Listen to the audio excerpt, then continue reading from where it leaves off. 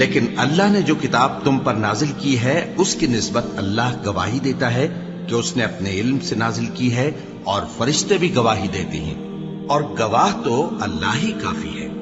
جن لوگوں نے کفر کیا اور لوگوں کو اللہ کے رستے سے روکا، وہ رستے سے بھٹک کر دور جا پڑے۔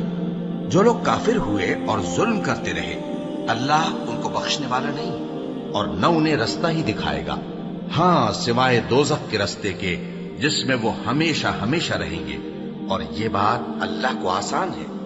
لوگوں، یہ پیغمبر تمہارے پاس تمہارے پروردگار کی طرف سے حق بات لے کر آئے ہیں، تو ان پر ایمان لاؤ، یہی تمہارے حق میں بہتر ہے۔ اور اگر کفر کرو گے تو جان رکھو کہ جو کچھ آسمانوں اور زمین میں ہے سب اللہ ہی کا ہے، اور اللہ سب کچھ جاننے والا ہے، حکمت والا ہے۔